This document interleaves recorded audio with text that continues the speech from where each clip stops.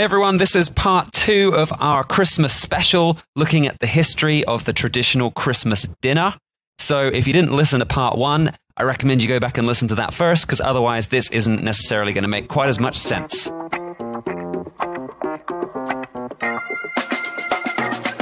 Welcome to The Dish, the culinary travel podcast focusing on the stories behind world-famous foods. We are your hosts, Tomo and Megzi from foodfuntravel.com. Join us for tasty histories, destination food guides, and more.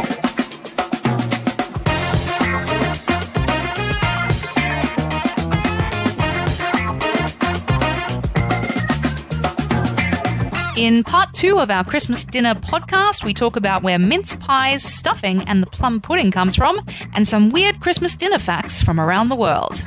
Plus, the worst Christmas dish ever, Brussels sprouts.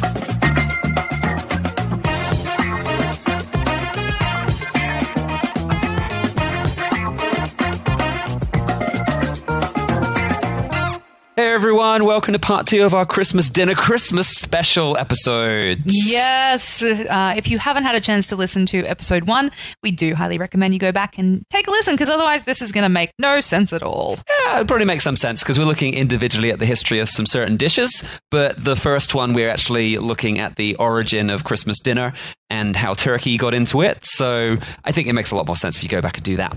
But yeah, we're going to drop straight into this next episode, so it goes straight in, because we recorded it all at once and we've broken it up into 2 sections for you, just to make it a little bit more digestible, because everyone needs to digest better at Christmas, don't they? Just some manageable bites for you. Yes, exactly. So let's jump straight in with our first Christmas dish.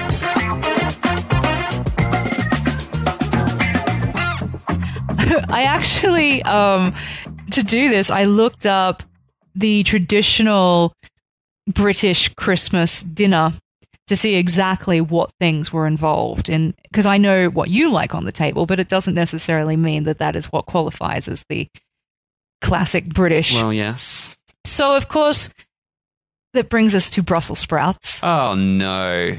No one ever needs to be brought to Brussels sprouts, and Brussels sprouts never need to be brought to people, ever. This shouldn't happen. I knew you would have something to say. They should leave them in the ground, or the stalks that they grow on. There's actually evidence to suggest that Brussels sprouts have been grown in some parts of Europe since the Middle Ages. Oh, no. Yeah, they've been around for a really long time. People who are hungry will eat anything, I guess. I guess that's where the tradition came from. Even some debate to say that they didn't even come from Brussels. Yeah, I actually assumed that they just didn't come from Brussels and that was made up. But then I assumed that turkeys weren't named after Turkey, and apparently they are, so... Well, the Turkish merchants, yeah. Who knows? Yeah, so there is some evidence to suggest that they were actually being cultivated elsewhere, but they were just referred to as little cabbages. Yeah. Well, they are like little cabbages. You take all of the bad taste of cabbage and condense it into one horrible ball of yuck. And that is a Brussels sprout. So, yeah, I mean, like, big cabbages are fine because you're diluting the taste away. And so then it tastes fine. But yeah, once you condense it into one little ball, it's awful. Yes. Why are they doing that? They did, of course, become exceptionally popular in Brussels, and therefore we do have Brussels sprouts. Of course, everyone does actually pronounce it incorrectly. It is Brussels sprouts. It's not Brussels sprouts. I have actually heard that before, but I still didn't take any notice and went, nope, don't care. I refuse to accept this. It's Brussels sprouts, not Brussels sprouts. Brussels sprouts. But they actually became popular in Britain around about the 19th century. Too soon, if you ask me. That's what I've actually got written here. If you ask Tomo, they should have stayed in the Middle Ages. Yes. We never needed to carry these ones forward. No. So love them or hate them, they mostly found their way onto the Christmas dinner table because sprout season is slap bang in the middle of Christmas. That's when they are at their finest. Oh, so it's nature's fault that they exist. It's nature's fault. You can blame ruining my Christmas. Mother Nature. Ugh. And of course, the modern roast dinner sort of came about sort of Dickens' time, as I mentioned before, and was about the same time as sprouts were first introduced to Britain on a large scale. Oh, God, it's such terrible timing. And now you're stuck with it. Ugh. Yeah, apparently. Absolutely stuck with it. So, yeah, those are a couple of things that are probably traditionally found on the Christmas table that you see today that you didn't see in the olden times. A few things that have been around for quite a while. Turkey and sprouts, eh? And cranberry sauce. Yeah, so they're the new additions. They're the new kids on the block. Yeah. Of course, we do have the good old English mince pies. Yeah, just mincemeat pies or sweet mince pies? Sweet mince pies. Desserty pies. Yes. So actually, the mince pies can be traced back to the 12th century and the return of the European Crusaders from the Holy Land, apparently. So a few guys came back and they have their newly learned Middle Eastern methods of cooking, which then combined meats, fruits, and spices, and that became very popular at the time. By the late 14th century, a recipe for a kind of mince pie had already made its way into one of the oldest known English cookbooks, so it's been around for a very long time. Old recipe. And then by the Victorian era, the meat of mincemeat began to be dropped from the dishes, making them into the fruit pies that you are familiar with today. Well, I guess they keep a little bit longer if they don't have meat in them, and they're probably cheaper to make as well. Exactly. It's a double whammy. But yeah, all the way there back. you go. So the original mince pie had meat in it. It actually did have meat in it, yeah. That's why. But I think they still, traditionally, they can have suet in, which is meat fat. The little white bits you sometimes see in mince before you cook it, and then that will dissolve into the dish when it's cooked. So they do actually have some sort of meat product in them. Although I think they probably make it with vegetable suet now. Probably, yeah, to make it... will also keep better and it's vegetarian. But I have to say, I was quite confused when I first tried a British mince pie and discovered that it was full of fruit. I was like, what is this? What is this? Is crazy. Yes. But yeah, it did originally contain meat. Of course, your favorite, as you mentioned, the old fruit pudding, plum pudding on the table. My non-favorites, my love Brussels sprout equivalent of not interested. So some say that the plum pudding dates to the early 15th century when plum pottage, it was a savory concoction heavy on the meat and root vegetables. It was served in the start of a meal. So I don't understand. This is where they say that it started from. Yeah, plum in the plum pottage or plum pudding is just a generic term pretty much for any sort of dried fruits and stuff that they had in the days. So, yeah, for some reason they seem to think it came from this plum pottage. That was a savory thing that was quite meat heavy, and then they started to, rather than use the meats and the root vegetables, it started to be incorporating more dried fruits and raisins and currants and prunes. Well, it sounds like the same sort of story as the mince pies, really.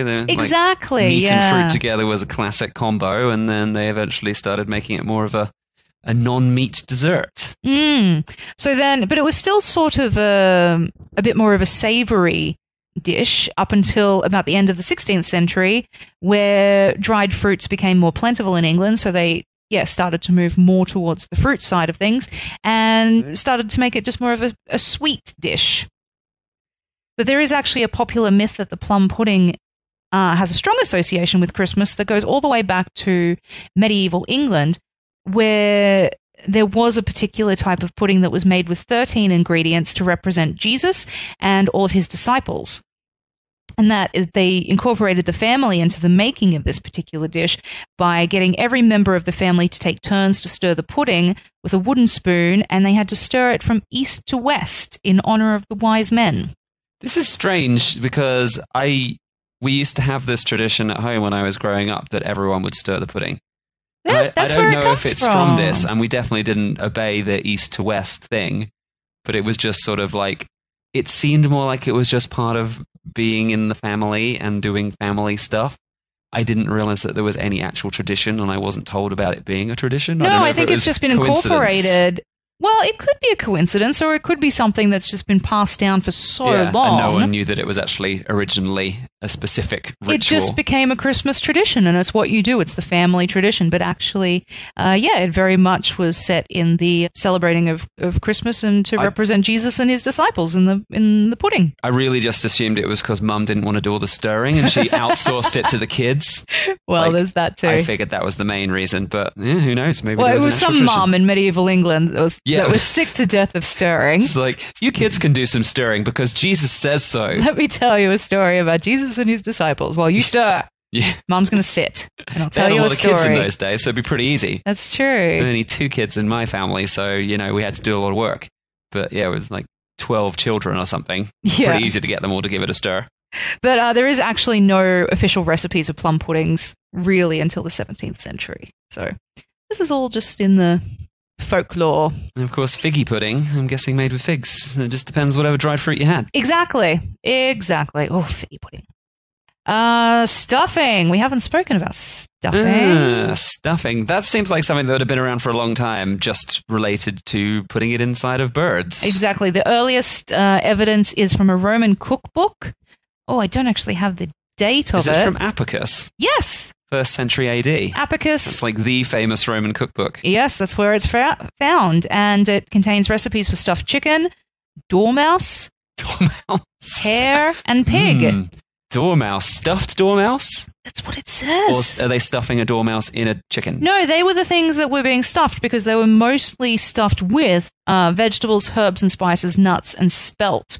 But apparently back in the day, it did frequently contain chopped liver, brains, and other organ meat. Yeah, because actually meat stuffings made with meats are also quite traditional. So, yeah, and you can just stuff meat inside meat. Why not? It's a carnivore's dream. Yeah, so stuffing. Carnival Christmas. Carnival Christmas indeed. Leave your vegetarian cousin at the door. Yeah. All right, and then, of course, we do have the very British thing. That is the Yorkshire pudding. You see, we don't have that at Christmas. See, this was listed as a thing that was definitely... Now, you see, I think this is a regional tradition. Very possibly. Because I've listened to other people talking about Christmas dinner. I can't remember who it was now, but it was on Off Menu with Ed Gamble and James Acaster. Oh. And one of the dudes on there, I can't remember who it was. Maybe it was Richard Osman. He was talking about Christmas dinner being his favorite dish. And he was saying they have beef and turkey. And of course, if you have beef, you have Yorkshire pudding. So maybe it's like if you're from the north and you have beef as part of Christmas, then you're going to have Yorkshire pudding. But we never, ever, ever have beef as part of Christmas. We have ham or turkey or goose. So it's a northern thing, which would make sense. That's where it's from. Well, it could be. I don't know. That's just my guess. Yeah. The first recorded Yorkshire pudding recipe appears in a book called The Whole Duty of a Woman. Thanks. And for those who don't know what a Yorkshire pudding is, just in case, I don't know how popular it is in the US, but I mean, it's basically just batter. It's almost like pancake batter, but you put it in the oven to bake and you throw it in lots of very hot oil in little individual containers in the oven. And then when it hits the oil, the air just goes straight into it and it puffs up. That is how it's made today. But the old ones would have been a bit denser, I guess. Yes. So originally in a book, The Whole Duty of a Woman from 1737, so quite old. And it was listed as a... Did you say the book's called The Whole Duty of a Woman? Yes.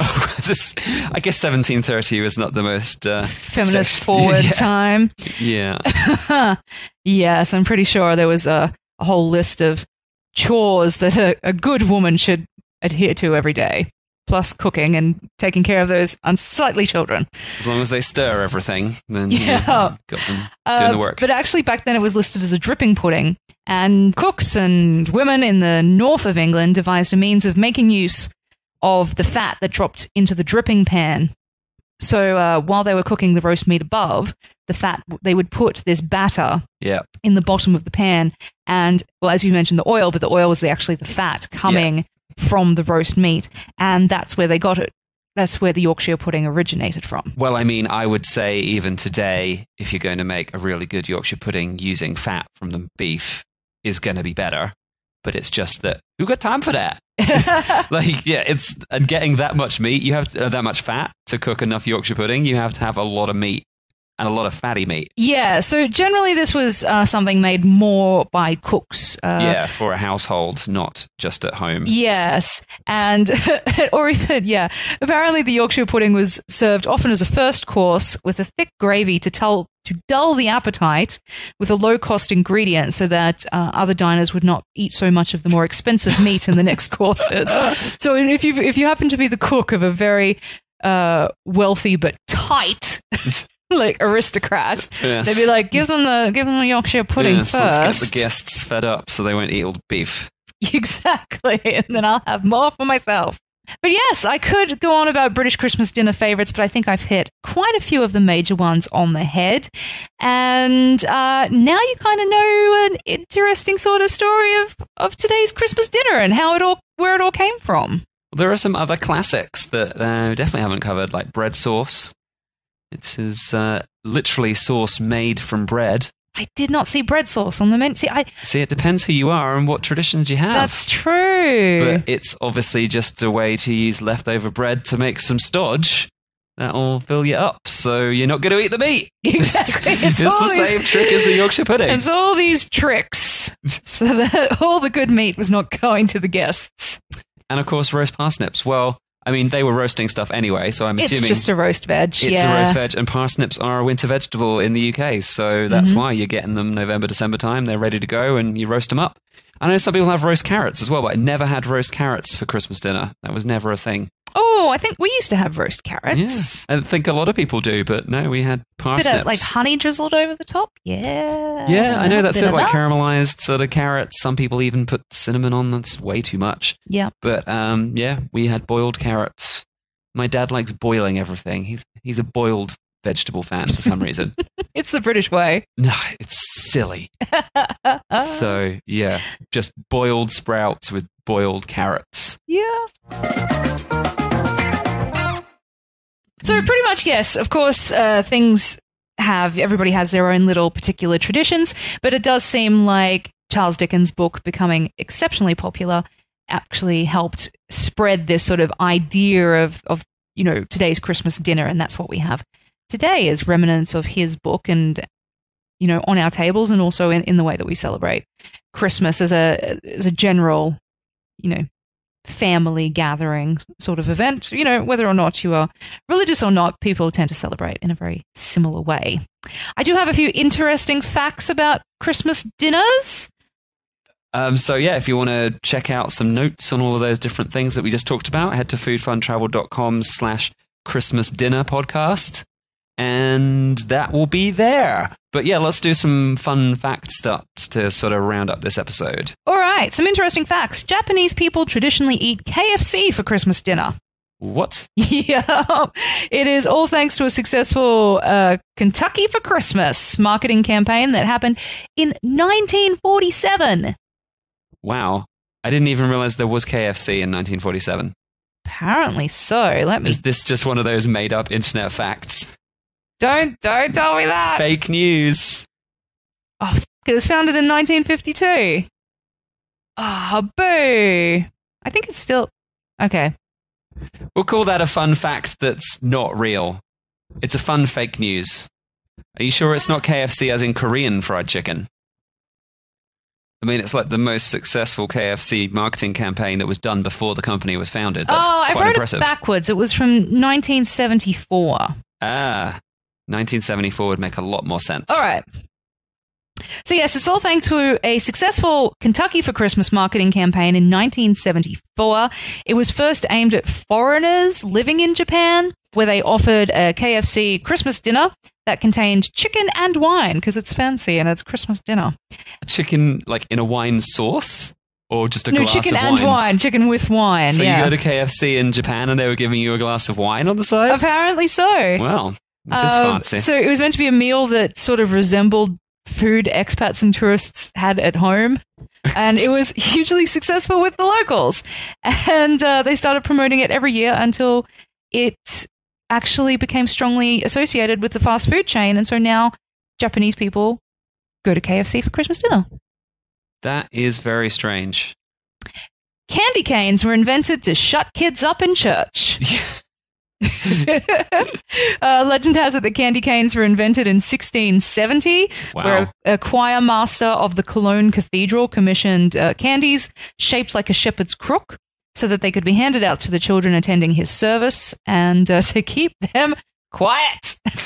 And the stripes were brought in later, but yeah, it was like, shut them up, please. And that's how they invented candy canes. Back to the turkeys. How many turkeys do you think would be consumed in the UK at Christmas time? Just specifically at Christmas? Let's say 20 million? That's a lot, isn't it? 10 million. 10 million is correct. Yay! Ding, ding, ding, ding, ding. You get 10 million turkeys consumed in the UK, 22 million in the United States. It's a much bigger country. It's a much bigger country, a lot more people, a lot of people loving turkey. But it's 6 times more population-ish, 5 or 6 times more population, but only twice as many turkeys. So they're obviously eating a lot of ham. Yes. Yeah, definitely. Or other things. Other things, yeah. And then the next after that is about 2.4 million for Canada. Quite a difference. Yeah. But you will all be very pleased to hear this, and it won't make you squirm at all to hear that it is estimated that the average Brit consumes about, they say it could be close to 3,000 calories on Christmas Day. Nah, I eat more than that. Or that's nothing. It's like 3,000 to 5,000 calories. 3,000 to 5,000, yeah. Because 3,000 is only just a little bit more than I'm supposed to eat on a regular day. Oh, no, with Christmas dinner alone. Sorry, did I say Christmas Day? Yes, Christmas you did. dinner alone. Just that one meal. Yeah. So with drinks, nibbles, starters, roast turkey dinner with the lot, copious amounts of alcohol, followed by dessert, maybe a cheese board. What else? What other things are people throwing in there on Christmas just because they can? You stuff it, it's Christmas. We have cheesecake on Christmas Day. Yes. That's good. My mum always buys like a packet of, it's called Favorites chocolates. It's just like a chocolate mix, like of all the favorites, Twix and Milky Way and Mars and all that sort of stuff. So she always has a couple of boxes of them out, and they are very hard to resist on Christmas Day because everyone goes, stuff it, it's Christmas. Well, we have Terry's chocolate orange, which only English people know about, and it's amazing. I do like Terry's chocolate orange. Yeah. And we used to have after eights, which are like a wafer thin mint. And they're quite tasty if you like a little mint chocolate after your dinner. Anything particularly weird that you think that you found on your Christmas? Brussels sprouts. No, but that's a common thing. Like, is there anything that your family used to do that was quite weird? Weird things. I mean, I don't know. How do you judge weird things when it's something you were brought up doing? Well, now that you've had Christmas in other countries with other people, is there anything that you were like, you guys don't do that? Oh, yeah, I guess it is a little odd. Well, I just found it strange that Australians eat salad on Christmas. Well, it's hot. No, I know it's hot, but I'm like, it's still strange. It's not Christmas food. We will have a salad. We'll probably have a roast chicken. Turkey has kind of become more popular in Australia, but still mostly roast chicken or a ham. Roast potatoes. Roast potatoes. We might even have, throw some prawns on the barbecue. Yes, that's how it's pronounced properly. But maybe prawns on the barbie. Yeah. Definitely not shrimp. Definitely not shrimp. But, a few of those different things. But, we will have salad because it's hot. Yeah. Usually we'll have a Christmas lunch and then we'll go for a swim. Play some cricket outside where the rest of you are all dark by 3 o'clock. Watching bad TV that's family friendly. And what's your ultimate Christmas movie? We never really watched movies on Christmas. There would normally be like some sort of BBC TV show. Pantomime. That would be on, I don't think it would be that, but it would just be like a BBC episode. They always do like specials on Christmas Day and New Year's Day. So it'd be like Sherlock Holmes special episode. I think all those Sherlock Holmes, like the good one with Cumberbatch in it, they were all released over Christmas and New Year. Like every time they come out, they always release them then. So it'd be like, 8 p.m. on Christmas Day or 8 p.m. on New Year's Day is like a new episode of Sherlock. And it's like an hour and a half anyway. So it's almost like a movie. Yeah. But so stuff like that. I mean, obviously, 20 years ago, I was not watching the new series of Sherlock, but it would have been something along those lines. That was relevant. Yeah, whatever was interesting on the BBC, or there'll be some sort of like musical entertainment, concerts and things.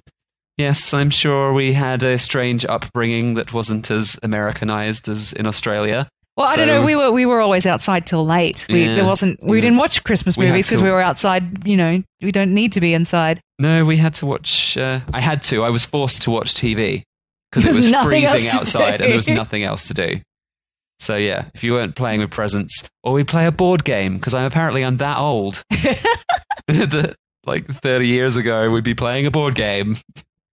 Because, I don't think my dad knows how to use a tablet yet or a smartphone. So, not surprisingly, we'd still play a board game. I think last time we spent Christmas with my parents, we ended up playing a board game. We did, and I won, and your father was rather unimpressed. Very angry the first time you played the game that you won. They'd been playing it for 35 years, and you won it. And I'll never play again because I will lord that over them forever. Yeah, that's it. No chance for a comeback from them. I'll never play it again. No replay. That's it now. That's it. You're the winner of the game. It's official. All right. Well, that is all for our Christmas special. Of course, Christmas is very different all around the world, but that's a few Pretty solid classics that we threw in there that find out. What weird Christmas things do you guys do? Tweet us at Food Fun Travel. What is like something we didn't talk about on this episode that's a tradition you've always had in your family, or a food that we didn't talk about that's a tradition that you would have every year? Let us know. We'd be interested to know some of these unusual foods. I mean, now that I've celebrated Thanksgiving with a lot of Americans, there's like new dishes that I associate with festive eating. I don't know if they have them at Christmas though, but I know at Thanksgiving they have things like pecan pie, which I love, and also like stuffing that's basically really coarse rather than ground bread, like chunky bits of bread with bacon and other bits in. And when they make sprouts, they do make them with lots of bacon. I still hate them, but I eat the bacon. So some interesting things that I've discovered. I don't know if they have that stuff at Christmas though. No. That's just a Thanksgiving thing. Let us know. Tweet us at Food Fun Travel and tell us what is the quintessential thing that needs to be on your Christmas dinner table. Yeah. Or the weirdest thing. Yes. All right. Well, thanks again for listening to The Dish. Of course, rate and review and subscribe if you haven't subscribed already and you've been enjoying listening to our show. I'm sure you probably already subscribed if you've listened to a couple of episodes. Most people do. But if you haven't, do it right now. And of course, leave a nice review. 5 stars is the only rating. Everything else is not right. It's not the right one. Yep, 5 stars for Christmas. Yeah. That's what we're asking for. That's it. It's Christmas. Come on. Be nice. Be nice. Don't be a Scrooge. Don't be a 1-star Scrooge. Be a 5-star, I don't know, nice person. Who's the nice person in that thing? Bill Murray. He's Scrooge. No, but in that other show, Very Merry Christmas, isn't he like nicer? I don't know. No, I don't know. I don't know anymore. Maybe Bill Murray's more of a 3-star Christmas giver. Yeah. So give you a little bit of something, but he's not going to give us a Mickey Mouse. A Mickey Mouse 5 stars. Yeah. Would he do that? Or Kermit the Frog. No, give us a Kermit the Frog 5 stars. Oh, yeah, he's definitely a 5-star all the way. Definitely. Yeah. Kermit Frog's Christmas Carol, or the Muppets Christmas Carol, that's 5 stars. Yeah, we're 5 stars. Don't be a Grinch. No. Be a Kermit. Why not? And yes, we'll see you in the new year for some more episodes, hopefully 2 weeks from now, or who knows, they're already out, because that's how podcasts work. We've already learned that already. But if you're listening to this in real time, hope you have a very Merry Christmas. I hope you eat too much. Remember to wear your stretchy pants, and calories don't count on Christmas. Oh, I wish that was true. If it's true, if you believe it, Tom. I don't think it is. I don't think that that's how calories work. I don't think it's just about believing things. Because otherwise, I would be a lot skinnier. You just don't believe hard enough. You're too cynical in the back of your mind. You have to truly believe. Nope. That will never work. All right, cheers, everybody. See you in the next episode. Thanks for listening to The Dish. Don't forget to subscribe and keep this podcast on the air by giving us a 5-star review on your preferred podcast app or channel. Also, come join our foodie community on Facebook in the Food Worth Travelling For Facebook group. Catch you next time.